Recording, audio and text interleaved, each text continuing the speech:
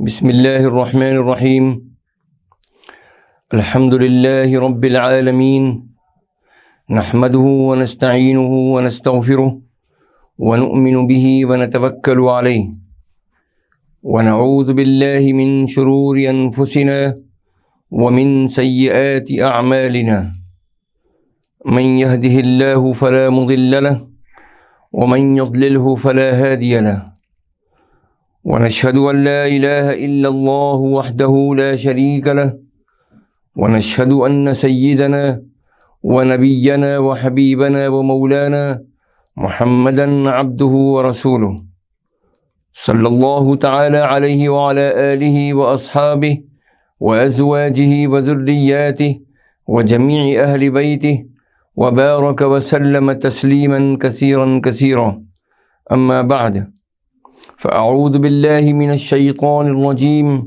بسم الله الرحمن الرحيم رب اشرح لي صدري ويسر لي أمري واحلل عقدة من لساني يفقهوا قولي صدق الله العظيم اللهم إني أسألك بأنك أنت الله لا إله إلا أنت الأحد الصمد الذي لم يلد ولم يولد ولم يكن له كفوا احد۔ بزرگان محترم، برادران عزیز، سلسلے کے مخلصین اور ہماری قابل احترام مائیں، بہنیں اور عزیز بچیاں، حضرات سامعین و ناظرین، کتاب معیار السلوک و دافع الاوہام والشکوک کے درس کے ضمن میں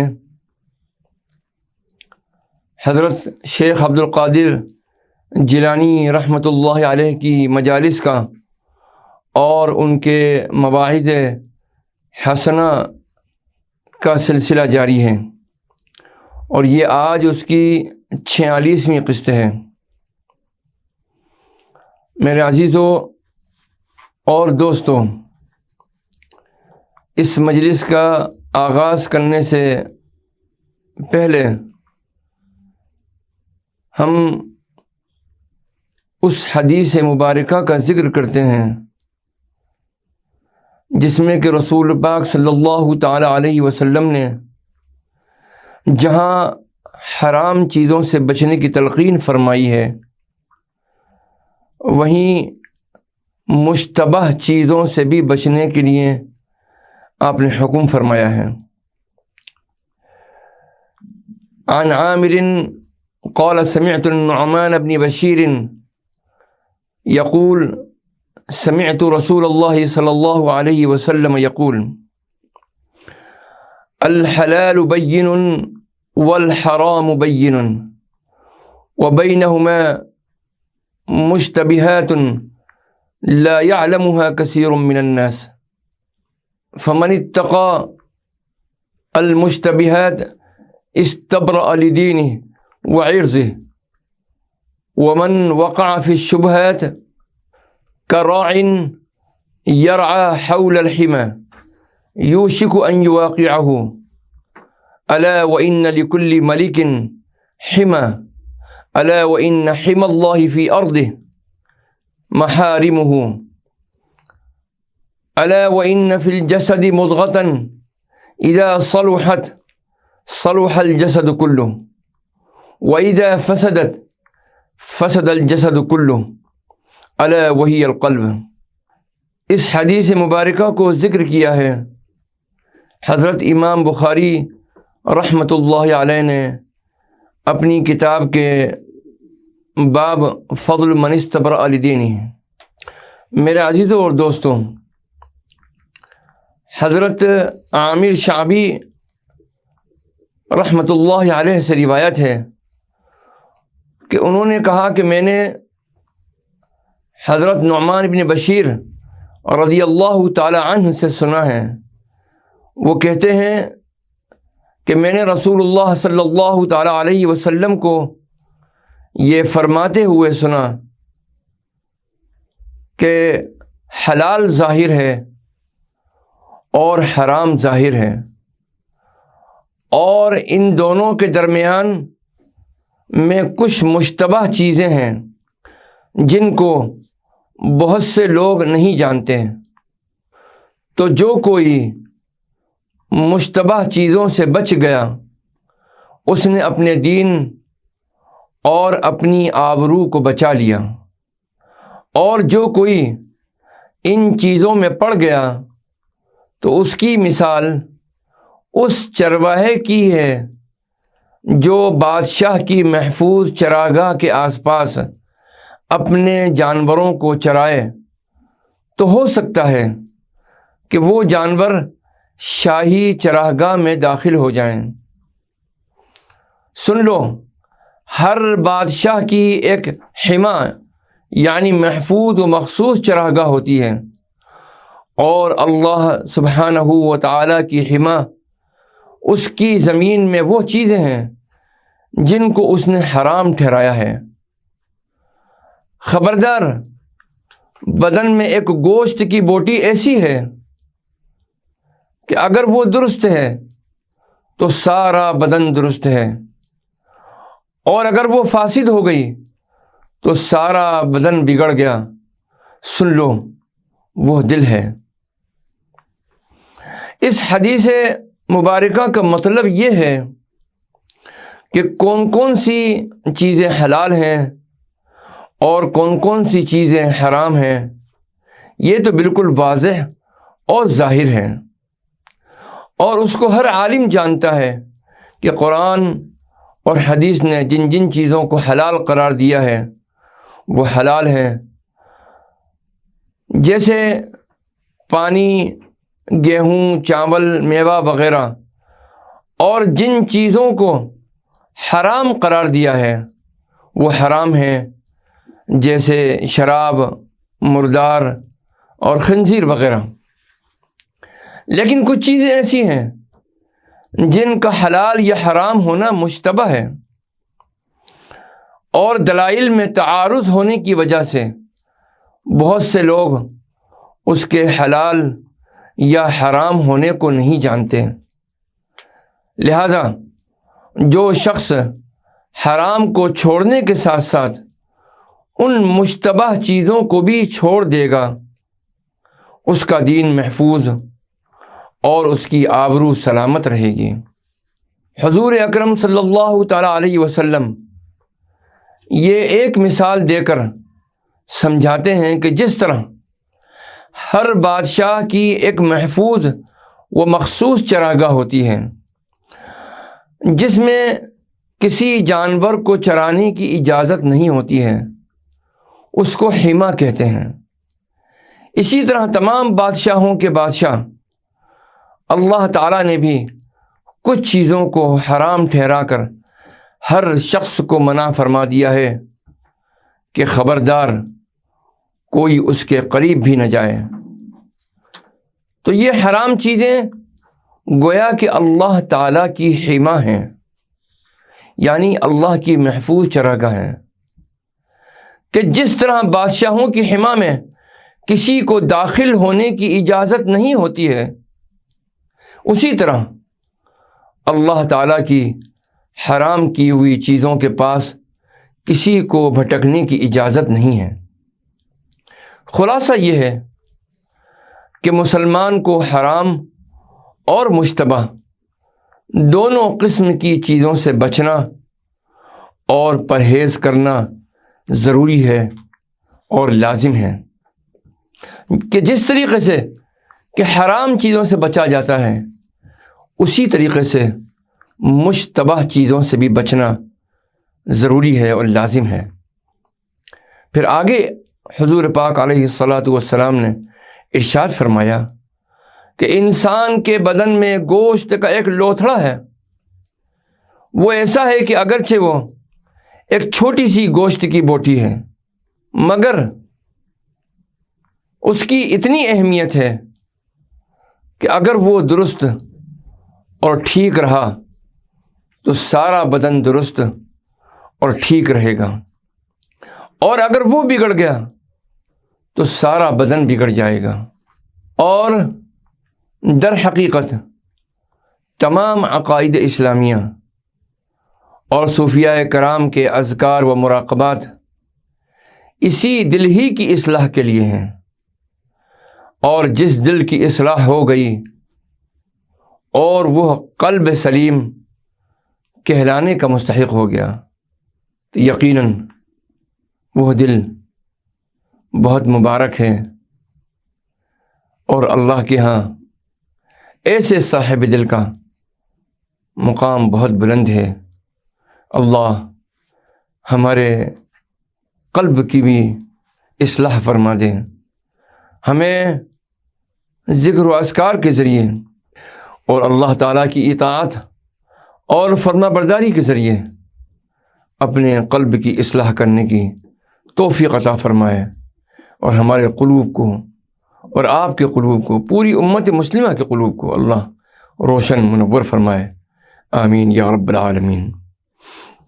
میرے عزیزوں اور دوستوں، اب ہم آغاز کرتے ہیں حضرت شیخ عبد القادر جیلانی رحمۃ اللہ علیہ کی 48ویں مجلس کا، جو کہ منعقد ہوئی 8 شعبان المعظم 545 ہجری بروز منگل بوقت عشاء بمقام مدرسہ قادریہ۔ آپ ارشاد فرماتے ہیں کہ اللہ کے غضب سے بچو، یہ خسارے کا سودا ہے، یہ بہت بڑے گھاٹے کا سودا ہے۔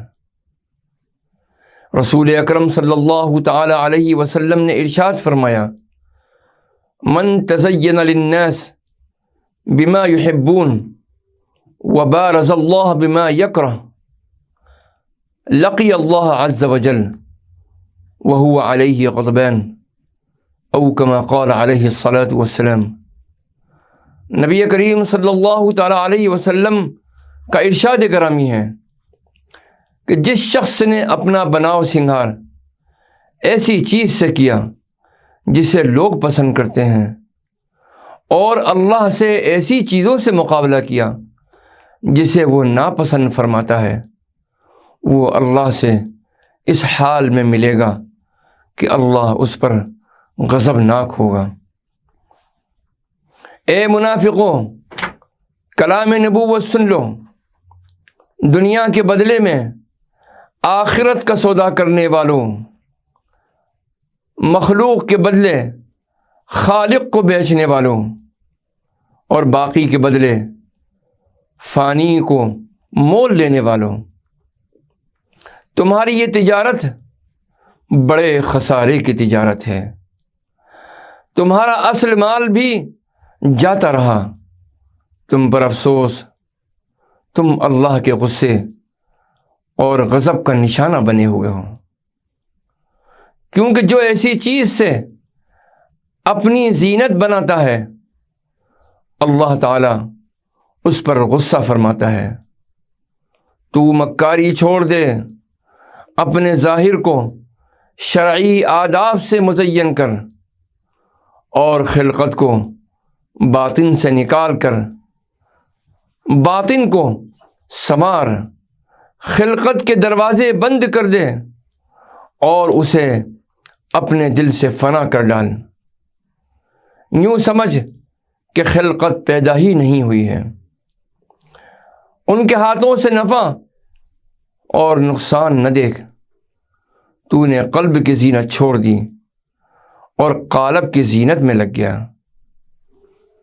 دل کی زینت توحید اور اخلاص اور اللہ سبحانہ و تعالی پر بھروسہ کرنے اور اس کا ذکر کرنے اور اس کے غیر کو بھلا دینے میں ہے۔ حضرت عیسیٰ علیہ الصلاۃ والسلام نے ارشاد فرمایا، العمل الصالح هو الذي لا تحب ان تحمد علیہ، نیک عمل وہی ہے جس پر تعریف کی امید نہ کی جائے کہ لوگ تیری تعریف کریں۔ اے آخرت کے لحاظ سے بے وقوفوں، دیوانوں، اور دنیا کے لحاظ سے عاقلوں، یہ عقل ایسی ہے جو تمہیں کچھ فائدہ نہ دے گی۔ تو ایمان کو حاصل کرنے میں کوشش کر، تجھے ایمان حاصل ہو جائے گا۔ توبہ کر اور عذر کر اور شرمسار ہو، اپنی آنکھوں سے رخساروں پر آنسو بہا۔ اللہ کے خوف سے رونا گناہوں اور غضب الہی کی آگ کو بجھا دیتا ہے۔ جب دل سے توبہ کرو تو سچی توبہ کا نور چہرے پر چمکنے لگے گا، تیرا چہرہ روشن ہو جائے گا۔ جب تک قدرت ہے راز چھپانے کی کوشش کر، اے بیٹا اپنے راز کی حفاظت کر۔ جب تک تجھے قدرت ہے تو حفاظت کی کوشش کرتا رہے۔ جب تو مغلوب ہو جائے اور راز ظاہر ہی ہو جائے تب تو معذور ہے، کیونکہ محبت پردے اور ستر کی دیواروں کو گرا دیتی ہے۔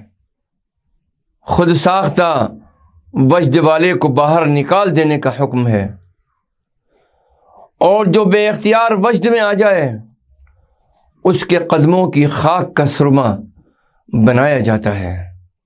سبحان اللہ۔ کیونکہ بناوٹ نفسانی امر ہے اور غلبہ بے اختیاری امر ہے۔ وہ مخلوق کے دکھانے کا ہے، وہ رب والا ہے۔ کوشش کر کہ نقصان کے ازالے اور نفع کے حصول کے لیے تو کوئی حرکت نہ کرے۔ جب تو ایسا کرے گا تو اللہ سبحانہ و تعالی تیرے لیے ایک خادم مقرر کرے گا اور تیری حفاظت کرتا رہے گا، اور تجھ سے ہر طرح کی تکلیف دور کرتا رہے گا۔ تو اللہ تعالیٰ کے ساتھ ایسا ہو جا جیسے نہلانے والے کے ہاتھ میں مردہ ہے، جیسے چاہتا ہے پلٹ دیتا ہے، جیسے کہ اصحاب کہف حضرت جبرائیل علیہ الصلاۃ والسلام کے ساتھ تھے۔ تو اللہ تعالیٰ کے ساتھ بلا وجود اور بے اختیار اور بنا تدبیر کے ٹھہرا رہے، اس کے سامنے اس کی قضاؤں اور قدروں کے مصائب درپیش آتے وقت اس کی تقدیر پر ایمان کے ساتھ ثابت قدم رہے، ایمان اور تقدیر کے ساتھ قائم رہے۔ جبکہ نفاق تقدیر سے بھاگتا ہے، منافق پر جب چند دن اور راتیں گزرتی ہیں اس کا بدن دبلا ہو جاتا ہے، حرص اور عادت اور نفس موٹا ہو جاتا ہے، اس کے باطن اور دل کی آنکھیں اندھی ہو جاتی ہیں، اس کے گھر کا دروازہ آباد اور اس کا اندرونی حصہ ویران ہو جاتا ہے۔ اللہ کا ذکر زبان سے کرتا ہے، دل سے نہیں۔ اس کا غصہ نفس کے لیے ہے، اللہ کے لیے نہیں۔ جبکہ مومن کا معاملہ اس کے بالکل برعکس ہے۔ اللہ کا ذکر زبان و دل دونوں سے کرتا ہے۔ اس کی زبان اکثر ساکت اور دل ذاکر ہوتا ہے۔ اس کا غصہ اللہ اور اس کے رسول کے لیے ہے، اپنے نفس اور حرص اور عادت اور دنیا کے لیے نہیں۔ نہ کسی پر حسد کرتا ہے، نہ کوئی اس پر حسد کرتا ہے، نہ خوشحالوں سے ان کی خوشحالی پر جھگڑا کرتا ہے۔ کسی خوشحال سے جھگڑنا خجالت، شرمندگی اور رسوائی کا باعث ہو سکتا ہے۔ اے بیٹا، تو خود کو اس بات سے بچا اور پھر بچا کہ تو کسی خوشحال سے جھگڑا کرے، کیونکہ وہ تو سلامت رہے گا اور بلند مرتبہ ہو جائے گا، تو مارے حسد کے شرمندگی اور خجل اور ذلت کا سامنا کرنا پڑے گا، دشمنی و جھگڑے سے ہلاک ہو جائے گا۔ جھگڑا کر کے تو اس کے نصیب کو کیسے بدل سکتا ہے؟ حالانکہ جو نعمتیں اسے میسر ہیں اللہ کے علم میں سابق ہو چکی ہیں۔ جب تو اللہ تعالیٰ کے ساتھ اس کے سابق علم میں اپنے اور غیر کے بارے میں جھگڑا کرے گا تو اللہ تعالیٰ کی نظر سے گر جائے گا، تیرا عمل تجھے کچھ فائدہ نہیں دے گا۔ جیسا کہ ارشاد باری تعالیٰ ہے، عاملۃ ناصبہ، عمل کرنے والا محض مشقت اٹھانے والا ہے۔ تو اللہ کی بارگاہ میں توبہ کر لے، معصوم بندہ عقل اور ہوشیاری سے کام لیتے ہوئے گناہوں سے بچتا رہتا ہے۔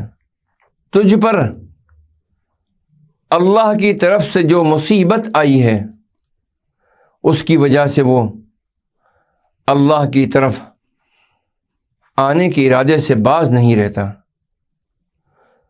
تو اس مصیبت کا اپنے سے دور ہونے کا انتظار کر اور اللہ سے نا امید نہ ہو، کیونکہ ایک گھڑی سے دوسری گھڑی تک کشائش ہے۔ کل یوم ہوا فی شأن، وہ ہر ایک دن نئی شان میں ہے۔ وہ ایک قوم کی حالت دوسری قوم کی طرف پلٹ دیتا ہے۔ اس کے ساتھ صبر کر اور اس کی تقدیر پر راضی رہ، کیونکہ لا تدری لعل اللہ یحدث بعد ذلک امرا، تو نہیں جانتا کہ شاید اللہ سبحانہ و تعالی اس کے بعد کوئی اور راہ نکال دے۔ جب تو بلا پر صبر کرے گا تو تیری بلا ہلکی کر دی جائے گی اور تیرے لیے کوئی ایسی راہ نکال دے گا جسے وہ بھی پسند کرے گا اور تو بھی راضی ہوگا۔ اور جب تو جزا و فضا کرے گا اور تقدیر پر اعتراض کرے گا تو وہ تجھ پر بلا اور بھی بھاری کر دے گا اور تیرے اعتراض کی وجہ سے اس کا غصہ اور عذاب بھی بڑھ جائے گا۔ اے لوگوں، تم پر بلا اس لیے نازل ہوتی ہے کہ تم اللہ پر اعتراض کرتے ہو اور اس سے جھگڑا کرتے ہو، اپنے نفسوں اور خواہشوں اور اپنی غرضوں کے ساتھ قائم ہو، دنیا کی محبت میں، اس کے جمع کرنے کی حرص میں جمے ہوئے ہو۔ اگر دنیا کے بغیر چارہ نہ ہو تو اے مسلمانوں، تمہارے نفس کو دنیا کے دروازے پر رہنا چاہیے اور تمہارے دل کو آخرت کے دروازے پر، اور تمہارے باطن کو اللہ کے دروازے پر رہنا چاہیے، یہاں تک کہ نفس دل بن جائے اور جو مزہ دل نے لیا ہے نفس بھی حاصل کرے، اور دل کا باطن بن جائے اور جو مزہ باطن نے لیا ہے دل بھی حاصل کرے، اور باطن ذات الہی میں فنا ہو جائے، نہ مزہ لے اور نہ مزہ دیا جائے۔ ایسے میں وہ کیمیا بن جائے گا، اور ایک درہم جب 1000 مثقال تانبے میں ڈالا جائے گا تو وہ تانبے کو سونا بنا دے گا۔ انسان کامل کی یہ غایت کلی ہے جو ہمیشہ باقی رہنے والی ہے۔ خوشخبری ہے اس کے لیے جس نے میرے قول کو سمجھا اور اس پر ایمان لایا۔ خوشخبری ہے اس کے لیے جو اس پر اخلاص سے عمل کرے، خوشخبری ہے اس کے لیے جس نے عمل کو اپنے ہاتھ میں لیا اور جس کے لیے عمل کیا ہے اس کے قریب کر دے۔ مر کے تو مجھے دیکھے گا، میں تجھ سے تکلیف دور کروں گا۔ اے بیٹا، جب تو مر جائے گا تو مجھے دیکھے گا اور پہچانے گا، اپنے دائیں بائیں دیکھے گا، میں نے تیرا بوجھ اٹھایا ہوا ہے اور تجھ سے تکلیف کو دور کر رہا ہوں اور تیرے حق میں سوال کرتا ہوں۔ تو کب تک خلقت کو اللہ کا شریک ٹھہراتا رہے گا اور اس پر بھروسہ کرتا رہے گا؟ تجھ پر واجب ہے کہ تو جان لے کہ ان میں سے کوئی نفع نہیں دے سکتا نہ نقصان، نہ کوئی فقیر نہ غنی، نہ کوئی معزز نہ کوئی ذلیل۔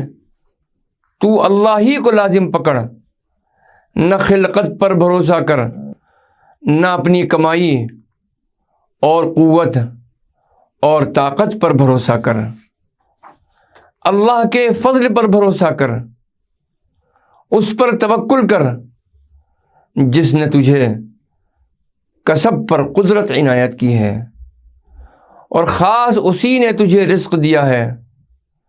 جب تو ایسا کرے گا تو وہ تجھے اپنے ساتھ سیر کرائے گا، تجھے اپنے عجائبات قدرت و عجائبات علم ازلی دکھائے گا، تیرے قلب کو اپنی طرف ملا لے گا۔ اس ملاقات کے بعد وہ تجھے گزرے زمانے کی یاد دلا دے گا، جس طرح کہ وہ جنت میں اہل جنت کو دنیا یاد دلا دے گا۔ جب تو سبب کے جال کو توڑ دے گا تو سبب پیدا کرنے والے کی طرف پہنچ جائے گا۔ جب تو اپنی عادت کے خلاف کرے گا تو تجھ سے خلاف عادت ظاہر ہوگا۔ اے میرے عزیز، اللہ کے ذکر میں اپنا دل لگا، اپنے باطن کو روشن اور منور کرنے کی کوشش کر، اللہ تعالیٰ کی یاد میں مشغول رہ کر اور اس میں استقامت کے ذریعے اللہ توفیق عطا فرمائے۔ آمین یا رب العالمین۔ والصلاة والسلام علی النبی الکریم۔ والسلام علیکم ورحمۃ اللہ وبرکاتہ۔ بسم اللہ الرحمن الرحیم۔ اللہم صلی علی سیدنا و مولانا محمد وعلی آل سیدنا و مولانا محمد وبارک وسلم۔ اللہم انت السلام ومنک السلام تبارک یا ذا الجلال والإکرام۔ ربنا تقبل منا إنك أنت السميع العليم وتب علينا يا مولانا إنك أنت التواب الرحيم۔ اللهم إنا نعوذ بك من الجنون والجذام والبرص وسيء الأسقام۔ اللهم إنا نعوذ بك من الهم والحزن ونعوذ بك من العجز والكسل ونعوذ بك من الجبن والبخل ونعوذ بك من غلبة الدين وقهر الرجال۔ ربنا عليك توكلنا وإليك أنبنا وإليك المصير۔ سبحان ربك رب العزة عما يصفون وسلام على المرسلين والحمد لله رب العالمين۔